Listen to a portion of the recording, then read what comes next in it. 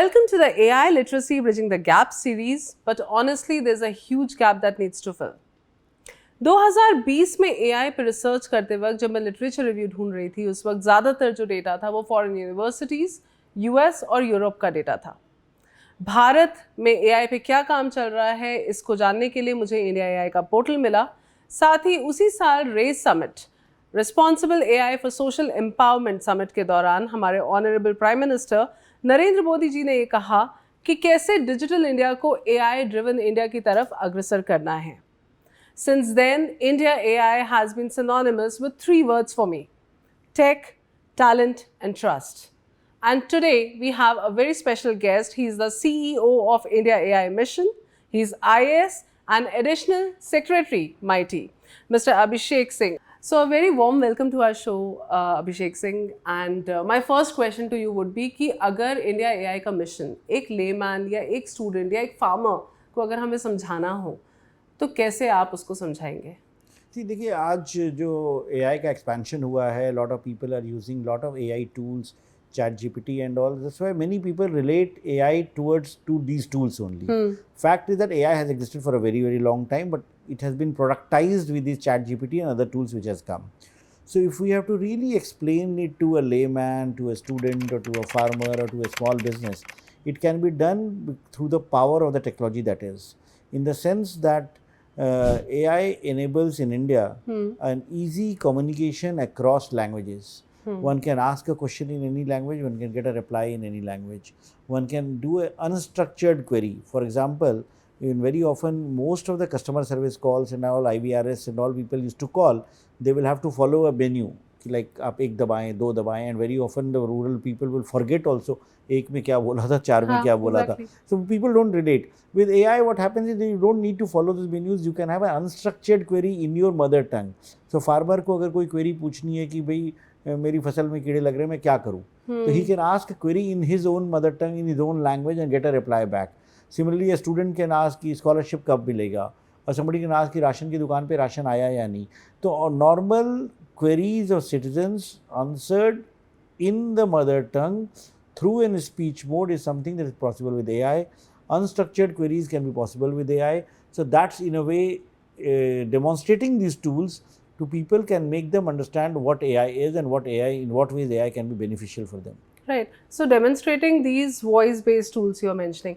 पर ऑलरेडी जो reel formats हैं या जो बहुत सारा मीडियम जो आज का हमारा है वो वॉइस और वीडियो फॉर्मेट में है, तो कहीं ये नहीं हो कि टेक्स्ट फॉर्मेट हमारा कम्प्लीटली मीडियम आउट हो जाए, because already the students are not writing and writing helps you define your logic and your reasoning power. Many starts prove that. तो वो आपको कहीं ये तो नहीं लगता कि ये टेक्स्ट का एकदम आउट हो जाएगा और कंप्लीटली? ऐसा नहीं होगा, क्योंकि speech is primarily for the people who are completely not tech savvy. जो स्टूडेंट्स हैं जिनको राइटिंग करने की ज़रूरत है, they know how to use a word processing software, they know how to type. But most of the common people in the rural areas, जैसे हमारे किसान हैं या हमारे जो सीनियर सिटीजन्स हैं, उनको अगर हम बोले कि मोबाइल पे टाइप करिए इंडियन लैंग्वेजेस में, तो दे विल नॉट फाइंड. तो वो जो स्पीच वाली बात होगी वो एप्लीकेबल होगी आम आदमियों पे, जो कॉमन मैन है, ले मैन है, उनके लिए.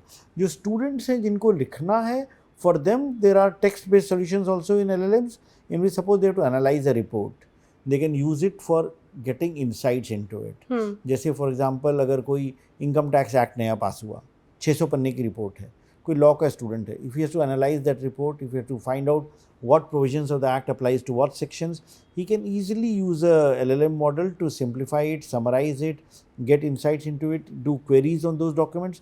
So those who are students and those who are into the academics, they can use text-based AI tools to learn about that. But the speech thing will be empowering people who are right now out of the digital ecosystem.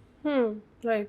And next year we have the summit. So milestones क्या हैं अभी तक आपके लिए, और क्या challenges बचे हुए हैं, because the summit is happening in February and there's a lot that needs to be done. So what's your take on that? See, summit ये impact summit हो रहा है. impact summit follow up of Bletchley park जो UK में 2023 में हुआ था, फिर कोरिया में 2024 में समिट हुआ था, इनोवेशन एंड सेफ्टी समिट, और इस साल फ्रांस में AI एक्शन समिट हुआ था जो हमारे प्रधानमंत्री जी नरेंद्र मोदी जी गए थे और साथ में इंडिया और फ्रांस ने को-चेयर किया था। तो उसी क्रम में this summit is there. So the summit is focusing on impact, what we are calling is impact summit, impact on people, planet, progress.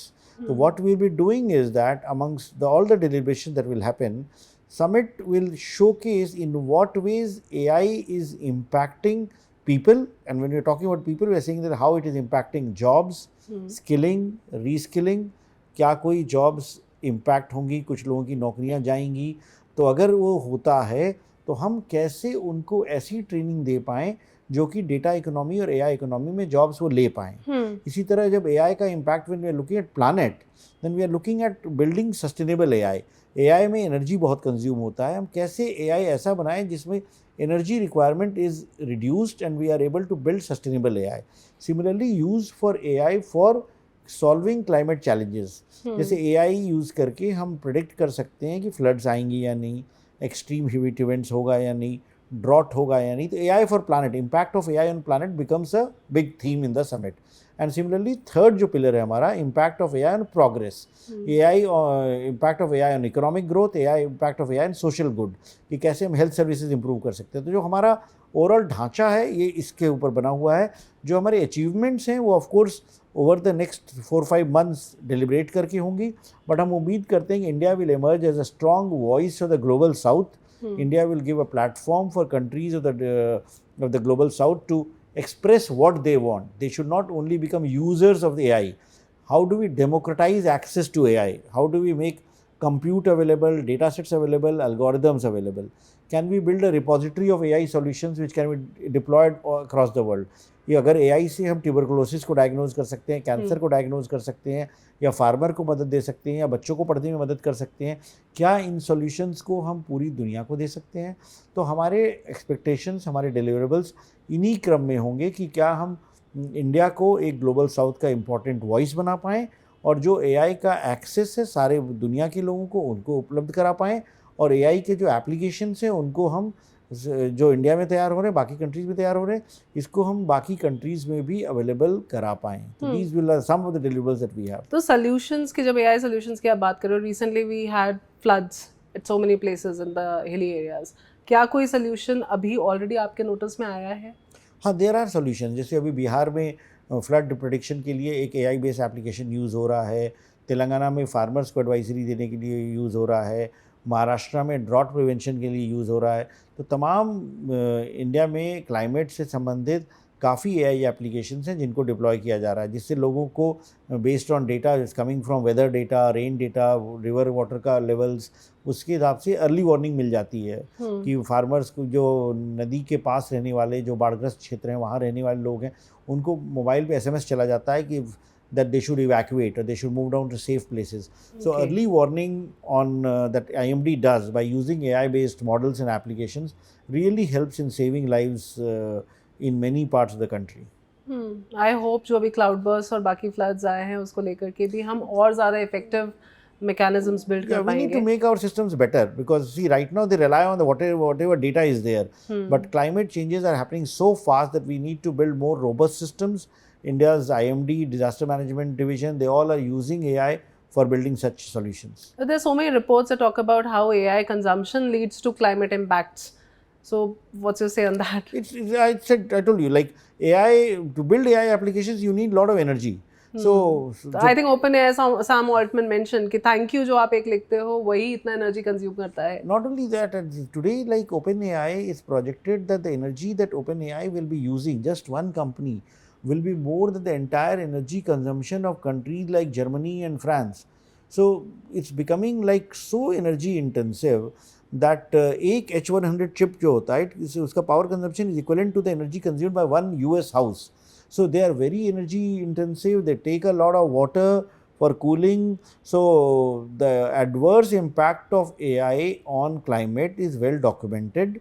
So there are always people who are saying that where do we draw the line? कि हम कितनी energy करें, क्या हम सारा renewable energy AI के लिए दे देंगे, और अगर if that happen then we will slip on the sustainable development goals. तो there is a need for having a balance between amount of AI that will build and the amount of energy that will earmark for AI related applications. Are we doing something already about it? Yes, that's a major theme in this summit. We are working with the international bodies. The International Energy Agency has come out with a report. Our International Solar Alliance is coming out with a report. We are laying down the PUE norms, power utility ratio होता है कि कितना रखें, कैसे हम green data centers बनाएं, कैसे हम ज़्यादा efficient compute use करें, so that we reduce the energy footprint for building AI compute. Amazing. I would love to follow up on these Yes, during the surely. summit. So 2030, we have chosen 2030 as to be the sustainable India AI future. But there are many countries that have showcased India, their future of AI to be, say, 2047 or some other years. Why we have chosen 2030 only? See, 2030 is an intermediary milestone. It's not that we don't have goals beyond 2030. We do have. So, based on our own national strategy, based on our own priorities, based on the commitment that we have made at the climate action forums, at the COP30 commitments. So, those are the commitments that India has made, and we are wanting to build sustainable AI in order to ensure that we do not slip on sustainable development goals. And the United Nations has laid down this 2030 goal, which we are also following. Okay. But it's not that our efforts will end there. Our efforts will continue beyond 2030 also. So 2030 is an intermediary milestone which ensures that we are able to keep track of what we are doing. Yeah, the spotlight should not fade away. Yes, Even exactly. after 2030. So, this was about the India AI Summit and the India AI mission. But as a CEO, you have to meet so many stakeholders. And is there any story that you would want to share with us where you thought about a topic of AI, maybe in some manner, and then something happened, some email, some meeting, something happened, and your perspective shifted? Any story, any thought that See, you have like there? we have been interacting with the best of the minds across the world, whether it's the tech companies, whether researchers, whether new innovations which are happening every day about which we are looking at. But the best learning about what AI can do came from a girl called Nandini Kushwaha. She was now she must be in the higher classes. She was in class 9th around in 2022, around 3 years back, from Lakhimpur Kheri in Uttar Pradesh. So she was one of the participants of a program that we had launched, Responsible AI for Youth. So that program was meant to train government school students in basics of AI, and we provided them mentorship support, and we provided them guidance to learn about how AI works. And almost 50,000 students took part, and then 1,000 were selected who were taken to boot camps, and that followed by some of them getting support for building AI applications and models. And the top 50 showed their projects in Delhi when they came to Delhi, and they showed the projects. And one of the students was Nandini Kushwaha, and she had made an AI application which will help guide her father with regard to what crop he should be sowing. And she was using data from the soil health card data, the weather data, the crop history data, and based on that, she had the model would say कि आप सब्जी लगाइए या धान लगाइए या कपास लगाइए, तो वो मॉडल बता रहा था. तो Nandini Kushwaha solution was so impressive. So we got 10 of these kids. She was one of them. Of course, there were 9 others. So we got 10 of these children to meet the Honorable Prime Minister at the Digital India Day in 2022. And even the Prime Minister was very impressed with her. So it sent me thinking कि अगर हमारे एक ग्रामीण क्षेत्र की government school की girl student can build an AI application, then so much of talent and so much of potential is there in India. And if we are able to provide the right support, right mentorship, right guidance, right financing, then what magic we can create. So maybe we can create Sam Altmans and we can create Jensen Huangs within India if we are able to give them the right support. So we do have talent, and if we are able to provide the necessary support, India will have a very strong future. Right. So with 1.4 billion population and the speed that we are going forward with, how many years do you think we are going to take to actually upskill people in the field of AI? See, it's a continuing process. In fact, it's not that... By the way, I asked ChatGPT the same question, and it said that with, say, it will take another 10 years if we train every day 600 people or so, and we need so many trainers. So it gave me a tenure of 10 years. So that's a mathematical calculation which a ChatGPT will do. But I would believe that the technology will evolve. Like it's not that you get trained once and that's the end of it. Exactly. It's a continuous process. So if you go by the 10 years, so the people who are training you on day one, they will need more training because technology would evolve. Nobody had thought where we will be 10 years back.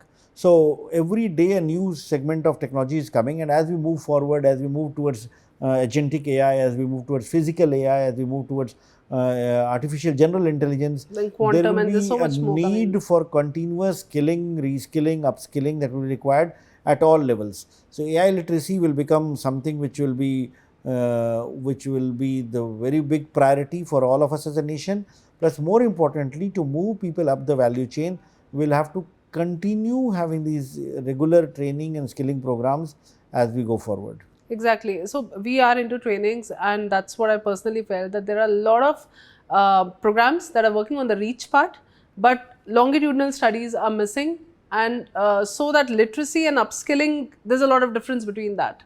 You do literacy, you do awareness, and you move out of a program, but then continuously training them, that becomes difficult. So how do you think that will be achievable?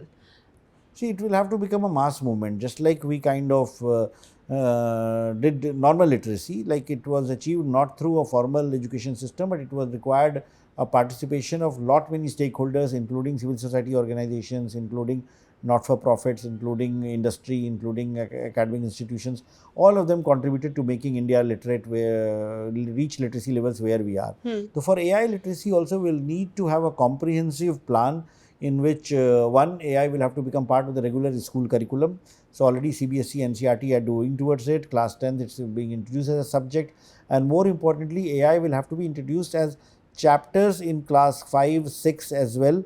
Just like you study about planet system, planets, and you study about solar system, and you study about plants and animals. Similarly, there should be a chapter on data science and artificial intelligence in the school level.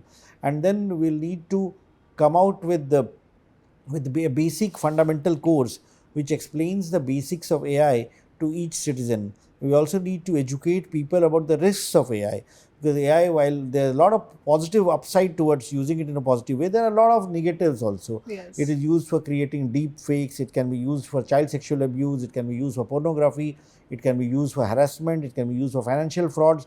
So we need to also launch a campaign to make people aware about the risks and threats that are there in order to ensure that everybody stays safe.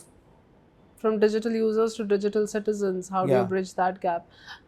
So misinformation part and the generative AI part that you already mentioned, the regulations that we already have and the things that are needed, what's your take on that? See, like, especially to counter the impact of AI on deep fakes and misinformation, especially for a democracy like ours, we'll need to have more active enforcement of the IT Act, the intermediary rules, which requires any such content which can cause any harm or damage to be removed within 24 hours or 48 hours, depending on the category of the content. So that will need to be more strongly enforced. We will need voluntary commitments from industry.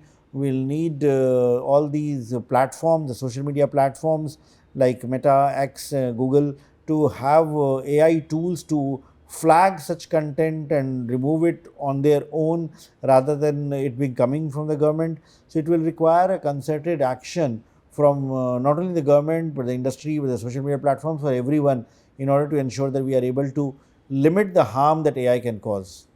So there are already fact-checking organizations that do debunk the viral content that is there on social media, and there's a lot of porn and there's a lot of soft porn on social media already, which goes unreported. But I mean, what's your take on the fact-checking part? Government is also doing fact-checking in their own ways, and there are many organizations that are fact-checking. But with Meta moving its hands away from the fact-checking units, so with AI, I fear that this might happen again. So what's your thoughts on that? See, ultimately, law of the land has to be supreme.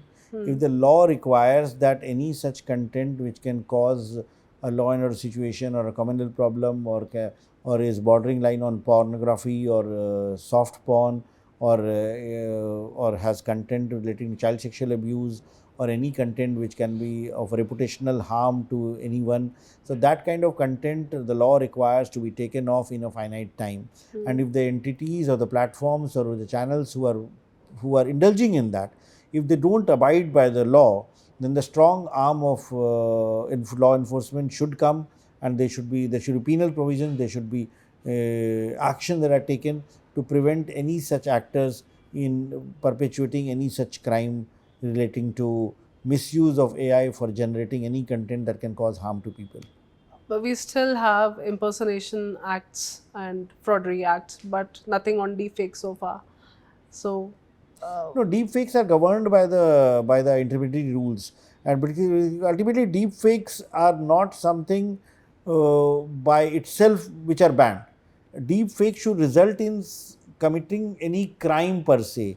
If a deep fake is leading to a communal problem, or a deep fake is leading to a law and order situation, or a deep fake is being used to propagate pornographic content, or a deep fake is used to harass someone, or deep fake is being used to cause reputational harm to someone, so those are the kind of uses that will be considered as offences. And once it's considered offences, then the relevant portion of the law will come into force. right. And for the cybersecurity part, the OTP frauds and so many scams are happening. Senior citizens are so vulnerable about it because of it. So when we do community trainings, there's just one question that often comes across. हमारे साथ cyber crime हुआ है, पर हम आगे क्या करें?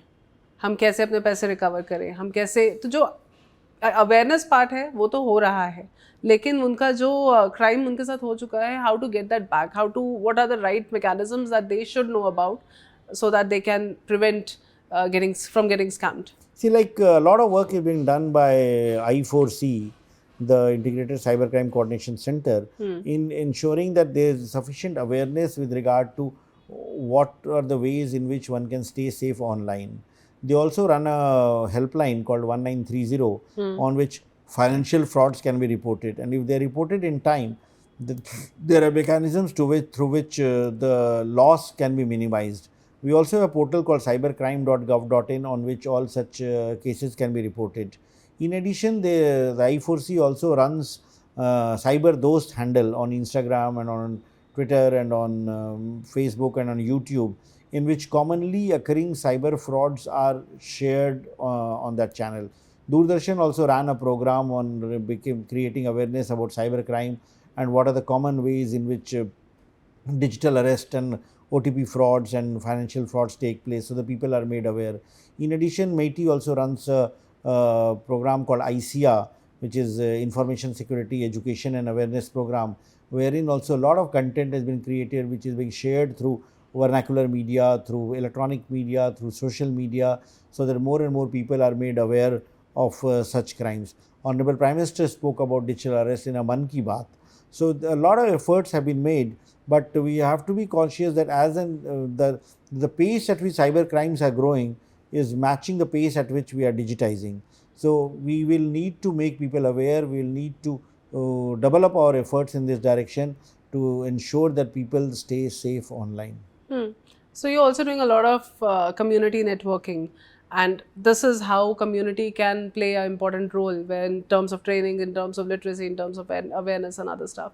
So what is the art of community engagement? Knowing, if I want to ask you, because you are everywhere nowadays, you are speaking about India AI and other cyber security related topics. So what is the art of community engagement? See, more than me, I think the focus of this government has been citizen engagement. Like from 2014, we are running a platform called MyGov. MyGov is the citizen engagement platform of Government of India, which enables two-way communication with citizens. It not only disseminates information with regard to what all government programs are doing, what government schemes are doing, in what way citizens can be aware, in what way citizens can benefit, but it also gives an opportunity for citizens to contribute to policy making. Like whenever a law is framed, or whenever like when the new education policy was framed, or the Digital Personal Data Protection Act was framed, or any government scheme is formulated, the citizens get an opportunity to give their inputs, give their suggestions through the MyGov platform. So community engagement has been the focus of this government. Recently, the Department of Youth Resources have also launched a platform called My Bharat, which is engaging with the youth in various kind of activities. So I think the mantra has been community engagement through all these digital platforms. In addition, there are opportunities wherein people can engage in various meetings, discussions, and contribute to what needs to do. And ultimately, if we have to really succeed in creating awareness about cyber crimes and creating awareness about cyber security and keeping awareness about making people safe, will need to make it into a people's movement, will need to make it about Jan Bhagidari, will need to ensure that that common people also become a part of the overall effort, and that's very, very essential as we digitize more. You are pro AI adoption. Is there a red flag where you also draw the line that this is where I am not going to move past this? Not at the present stage. There are naysayers who say that AI can be used to cause a lot of harm, but I see it as a lot of opportunity. I see it as a big learning tool for students. I have worked in Nagaland. I have worked in very remote areas wherein sometimes we don't get teachers to be there available to students to teach. There is a shortage of science and maths teachers, and even in the public schools that we have, even in cities like Delhi, what we find is that there are teachers who go by the learning outcomes of the top 5% of the class. The average student, whether it learns or not, the teacher goes ahead to the next subject. And very often, if a child keeps on asking questions, teachers get bugged. Why are you asking repeated questions? As compared to that, I have seen AI tutors which are very patient. They keep on answering questions as many times as you want. They keep on simplifying the answering that you do. So AI tools in mother tongues can enable a lot of educational content for all our countries, especially in remote areas, and making the average student learn more. AI tools can make healthcare available for many people. It can make voice-enabled services available for farmers. So I see it, especially for a country like India, I see it as a huge opportunity to empower those people who are outside the digital economy. And the risks are there, but the risks can be dealt with the existing laws that we have at the moment. So during my trainings, I see a lot of focus are on tools and technologies, but understanding those technologies and actually working on them properly, doing that transformation, complete transformation, is a different task altogether. You just learn about tools and technologies, that is one side of it. So the other side of it, as we were talking about literacy and upskilling earlier, so what do you think is the requirement there? How can one properly understand a topic and then probably go into TOT models or more models and do an inclusive education and get through it? Maybe. See, it will have to be a mix of theoretical classroom learning and practical learning with regard to how do we build tools which can actually be deployed, and then learning from the outcomes. And AI is always machine learning. AI is always, you feed in more data, it learns better. Reinforced learning is part of developing AI models. So the more you deploy, the more data sets that you have, the more you get feedback on an AI model and application, it becomes better. Similarly, for AI skilling and training, we'll need to identify very clearly which is the segment of people whom we are training, what we are training, what content we have, how relevant it is, connect with meaningful examples which people can relate to, and then only skilling and learning about AI will become joyful and will become fun. In my personal experience, I think there's a specific requirement to become a trainer as well. Yeah, not everyone can become obviously. a trainer. Correct. And that's one of the challenges that I see in my area of work. I fully agree. So we've also been working on the computing part, data sets, models, ध्वनि है, बहुत सारे और models भी आ रहे हैं. पर ये हम models और data sets तो बना रहे हैं, but जो हमारा storage है cloud की अगर हम बात करें तो ज़्यादातर वो अभी भी foreign based centers में है. What are we doing about that? Are we planning to shift those things towards India? या ऑलरेडी जो एग्जिस्टिंग है उनकी कैपेसिटीज़ को बढ़ाने का हम सोच रहे हैं? सी देखिए, जितने डेटा सेंटर्स हैं इंडिया में, जितने यूज़ हो रहे हैं, most of them even if they are foreign players, they have the data centres physically located in India. But ये सही है कि आज की तारीख में हमारी डिपेंडेंसी गूगल पे या AWS पे, एज्योर पे, ओरेकल पे काफ़ी ज़्यादा है. But a lot of Indian companies are building capacities, whether it's Tata who have come out with a sovereign cloud, Jio who is building their own cloud, and then Zoho is building their own cloud, Tech Mahindra. So there are a lot of companies, Indian companies, Sifi hai, Control S hai, E2E hai, so Yota hai. So many Indian companies are also now investing into cloud infrastructure, and ultimately I believe that as we move forward, I don't think our dependence on foreign service providers will become zero, but definitely the share of Indian service providers will go up in the days to come. I mean, that's a huge ask, I think, if we are able to move that dependency completely. What about data and privacy part? Because with the AI tools and already many times things get hacked, बहुत सारा data हमारा travel करता रहता है. वो माई gate पे अगर हम डालें तो हमें कॉल्स आने लग जाते हैं. ये बहुत बेसिक लेवल पे है. तो आप जब इतना डेटा बिल्ड कर रहे हो, डेटा सेट्स बिल्ड कर रहे हो, ट्रेनिंग हो रही है, सारी चीज़ें हो रही है, तो वहाँ पे डेटा और प्राइवेसी को लेकर के क्या हमारे गाइडलाइंस हम बना रहे हैं? See, हमारे यहाँ digital personal data protection act पास हो गया है, this is the law in the country. So digital personal data protection act ensures that personal data of a citizen belongs to him only, to the data principal. If he shares it with the data fiduciary for any purpose, then data fiduciary holds it only for the purpose for which it has been shared. And if anybody violates that, there are very stringent provisions prescribed there. So while the law has been passed, but to enforce it will require greater effort.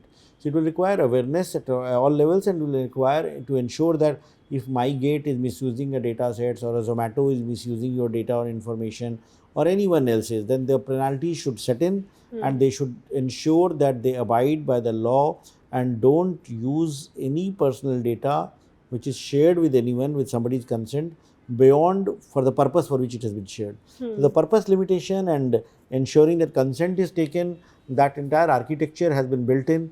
We have a techno-legal approach towards data regulation. AI training, of course, deals with non-personal data, but wherever personal data is required, is concerned, we do follow the provisions of the DPDB Act. I'm sure we're already doing good. So for me, India AI is synonymous with 3 words: tech, talent, and trust. How will you define the complete mission in 3 words? Complete mission in 3 words. Don't go for the sutras, please. It's about people, planet, progress. You went with the sutras only. You wanted the buzzwords T3, so P3. I mean, it is actually a buzzword, but it is actually technology. Their talent is required, right talent is required, and of course, trust and responsible framework is required. Agreed. So, my very last question to you, as you are spearheading this whole conversation and India AI mission, your message to our audience. What should we look forward to for the next year and the upcoming next years that we are moving towards the AI future? The AI is here to stay. We all need to acquire AI skills. In the days to come, people with having AI skills will have much greater advantage compared to people without AI skills.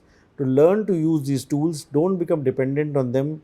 Understand what is the power of these tools. Take it like a calculator that we had to do basic maths calculations. And if we are able to do, most people will become smart, they will become intelligent, and then we'll have a much more democratic, equal distribution of intelligence and smartness. And if that happens, we'll be able to make this world a better place than what we have right now. Wonderful. Thank you for this insightful conversation and purposeful reflection, sir. So, AI is like a friend who can fix your phone, but can also delete your ringtone, wallpaper, and probably delete your password as well, just for fun. AI is both a boon and bane, and India has taken the first step in the right direction. But I feel that there are only a few who really know how it works, and that's the major gap. Will AI literacy solve it? Only time will tell. For more such videos, do subscribe to Vishwas News and Jagran New Media, and also watch this space for more on India AI and the upcoming summit in 2026. Until next time.